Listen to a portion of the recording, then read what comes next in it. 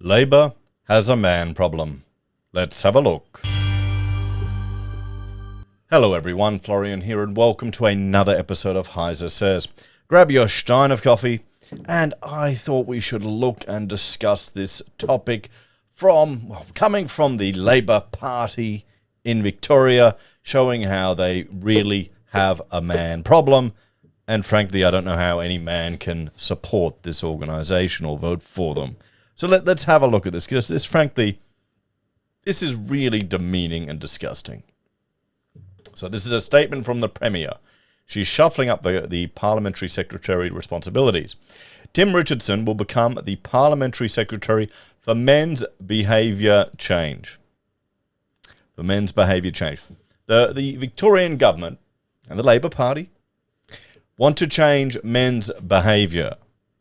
Now, the argument is it's to make Victoria a safer place for women and children to work and end the tragedy of deaths of Victorian women at the hands of men.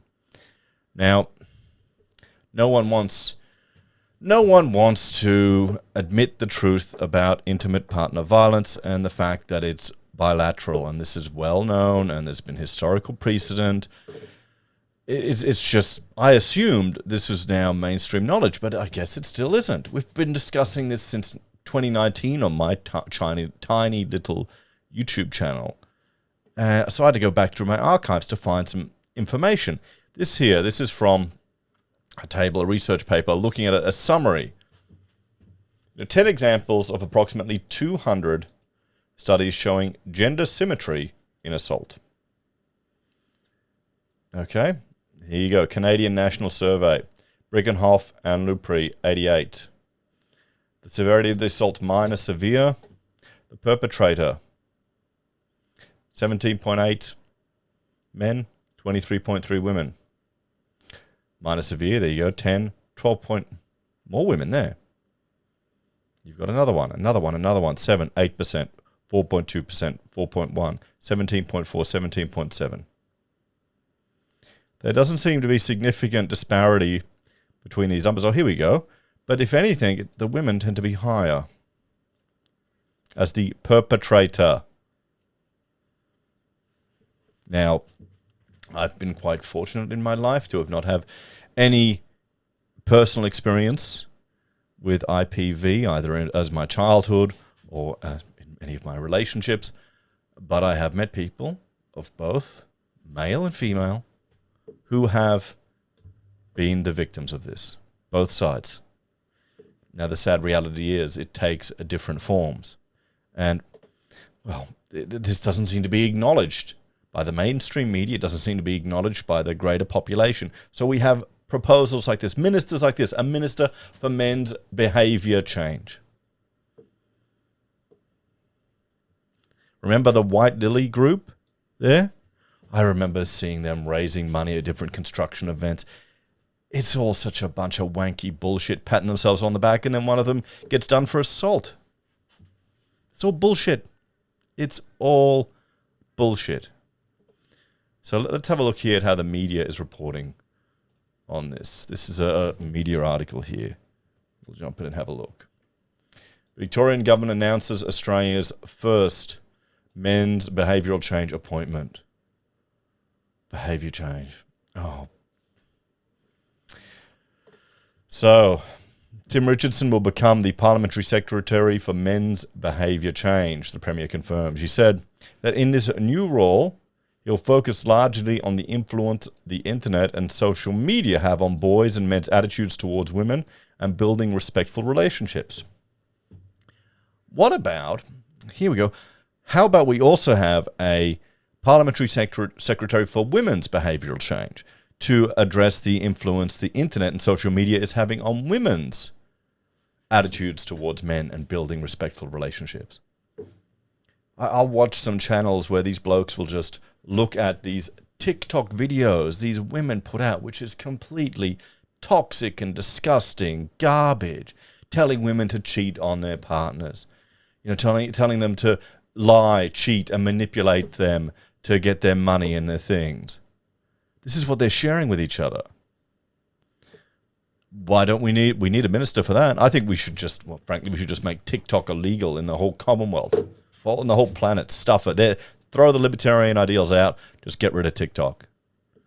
That'll change relationships very well. Honestly, I think social media is playing a big part too in this. In other changes announced, Josh Bull would become Parliamentary Secretary for Infrastructure. Yeah, okay. So there we go, guys. Oh, and this is an advert that appeared on my social media. And I saw this, and let's have a look at this here. You know, I'd never call a woman that. What kind of man would that make me? We are all responsible to stop gender inequality from becoming violent.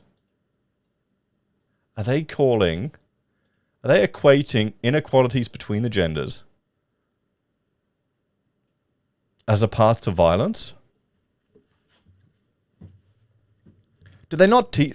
They probably don't. They don't teach in school that we're a sexually dimorphic species. Is it bimorphic or dimorphic? Hang on. Bimorphism. Hang on.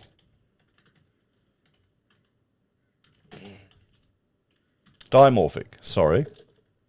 Sexual dimorphism. We exhibit different character traits between us, and that will manifest in different outcomes between men and women. I assume that this is all normal stuff. I guess not. And so there you go, guys.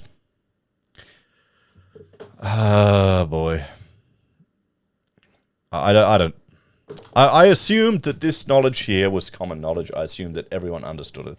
Right now, the only politician that is showing any interest in advocating for men's issues is Pauline Hanson and One Nation. No one else is interested. No one else wants to touch it at all.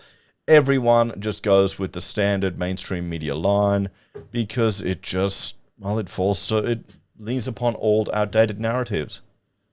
I mean, because we're a dimorphic species, we also manifest our conflict and, well, relationship struggles and social hierarchies in a different spheres, shall we say.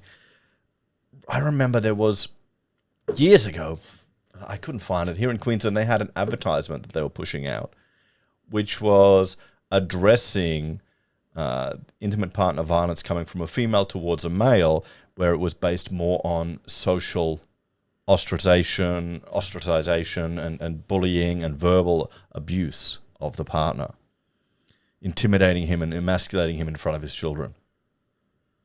And that, frankly, sadly, that was revolutionary.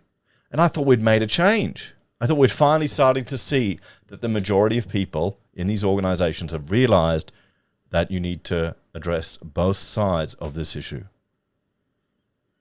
But I guess not, guys, because Labor has a man problem. They are blaming men for everything.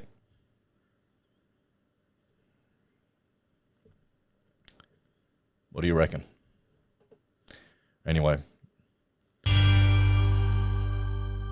Thanks for watching. Like, share, subscribe to the channel, and I will see you all in the next episode. And hopefully it'll be a bit of a more positive video, you know, maybe just about rents skyrocketing or property prices crashing, you know, something like that. Or, no, well, property prices shooting up to the moon. That'll be what it is. It's Australia. Who are we kidding here? See you later.